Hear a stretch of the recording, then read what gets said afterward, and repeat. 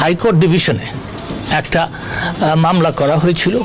এই 6 জনকে যে ডিবি অফিসে তাদের নিরাপত্তার জন্য নিয়ে যাওয়া হয়েছিল, সেইটাকে চ্যালেঞ্জ করে হাইকোর্ট ডিভিশনে একটা মামলা করা হয়েছিল।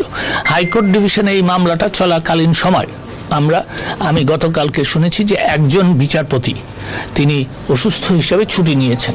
আমি গতকালকে পর্যন্ত জানতাম যে তিনি অসুস্থ হিসেবে একদিনের ছুটি নিয়েছেন। আমি গত রাত্রে জানতে পারি যে তিনি আজকেও ছুটিতে আছেন। তার মানে এই যে হাইকোর্ট ডিভিশনে যেই মামলাটা শুনানি হওয়ার কথা, সেই মামলাটা আজকেও শুনানি হবে না।